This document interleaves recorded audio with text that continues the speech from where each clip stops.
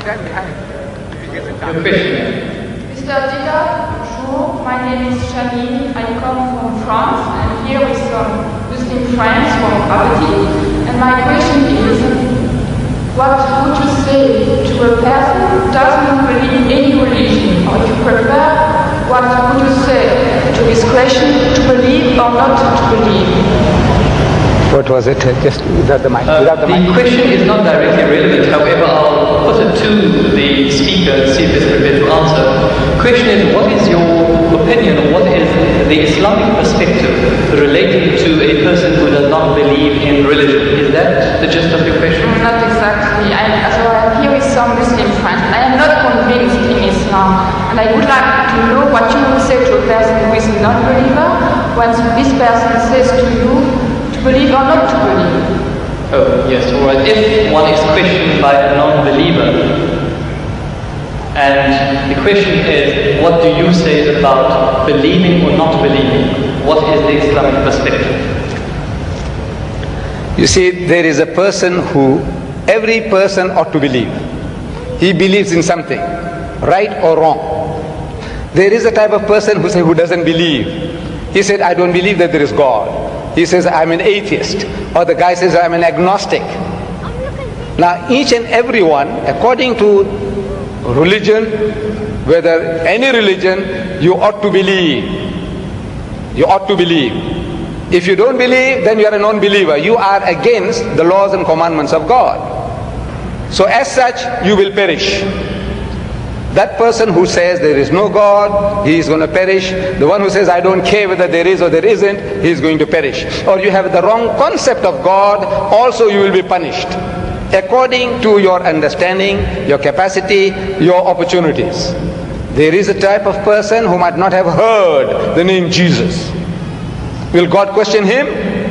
It's unjust, it's unfair. The lunatic, the child, will God question him? Why didn't you believe in my son, Jesus? No. Why didn't you believe in Muhammad? No. You see, each person will be judged according to his understanding, according to his opportunity, his know-how, and the message having reached him or her. So as soon as the message is delivered to you, and you can see the truth, but for some worldly reasons, maybe to please the family, please my people, please this, please that, you said, no, I will not accept the truth.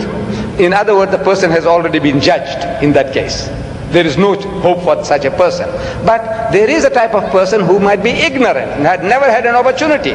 Like the South Sea Islander. Let's say he never heard about Jesus, he didn't hear about Muhammad, he didn't hear about anything. But he was leading a life according to his norm, according to his standards.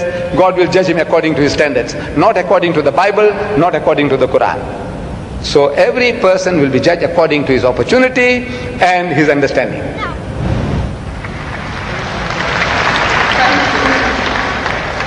Ladies and gentlemen, we unfortunately have just about a minute left of question time. All good things have to come to an end, so we can only accommodate one further question. Mr. Diedat, I have impression that my question has been misunderstood. I didn't want to challenge you or to hurt you. I just wanted to ask you for some advice for a person who doesn't believe. I just wanted also to ask you for advice because I am not a believer. I would want to believe in Islam, but I just want some advice. Yes,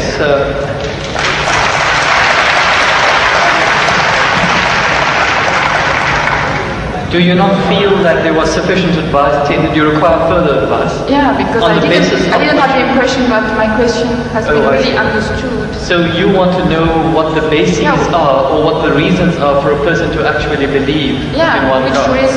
Which advice would you give to a person who is a non-believer? See, number one, we have to realize that there is a necessity for belief. If you don't believe, you can't move an inch. You can't bat an eyelid. We believe. The very fact that you believe that if you come there, stand before the mic, and when you utter the words will reach me.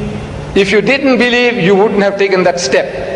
If you didn't believe that you will be visiting this hall and listening to a lecture, you wouldn't have come. So belief is fundamental, is basic to any move that you make. Now, without belief, believe in what? That there is a creator. Number one, that somebody made this machine.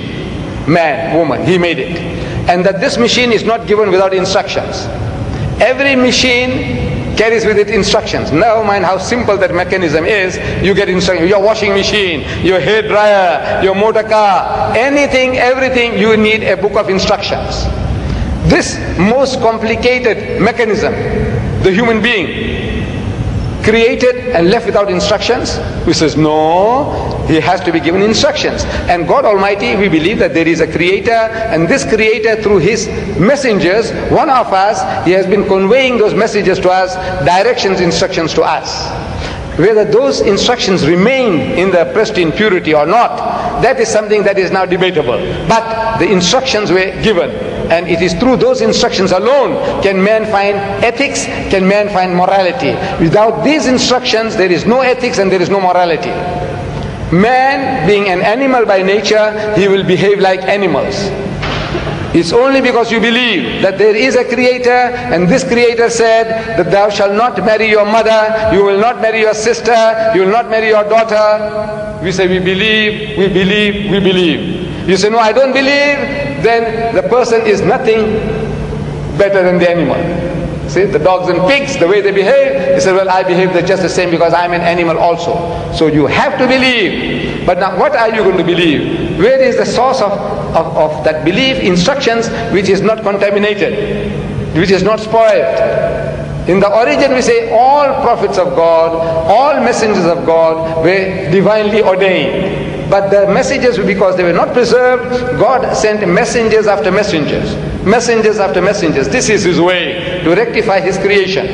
And in that system of sending messengers to mankind, Muhammad was the last, the culminating point in that messengership. And he left with us this book.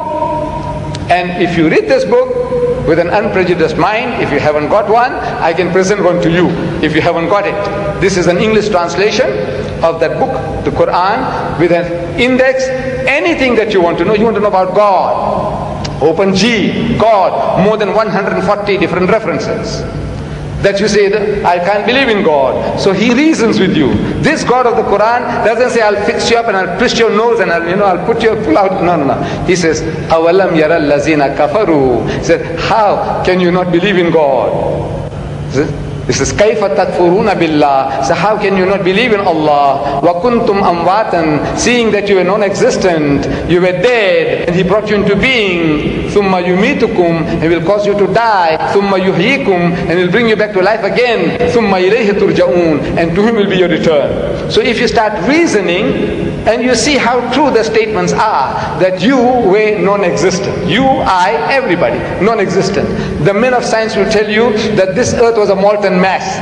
Billions of years, there was nothing on this earth, no life. The thing was all boiling, boiling, boiling. And the vapors went up and came down, and the vapors went up and came down, and over a period of millions of years, it started to cool. And then life started to germinate, and so on and so on. So there was a time when mankind was non-existent, and God brought you into being. Very true. And now you're going to die. But that is not the end. That there is something in you which is other than the body, that real you. Now that real you, which is the driver of this body of yours, will be made to account for your actions. It's only natural that this person, like Hitler, look, he got away with it. He incinerated 6 million Jews. On account of him, 40 million people died in the Second World War. He's just going to get off scot-free? If he says, no, I don't believe, and there's nothing there on the other side, that means he's free, finish. No, no, no. He will have to account for his deeds. Everyone will have to account for his or her deeds. It is a natural, sequence of our attitude and behavior. And this book explains all that. If you haven't got one, this book is yours. If you haven't got one. You got it?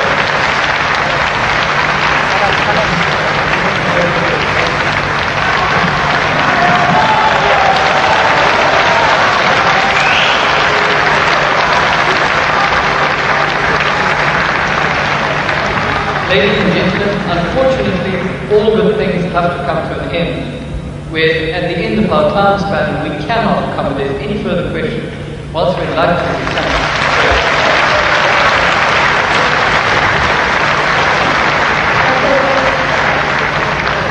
Ladies and gentlemen,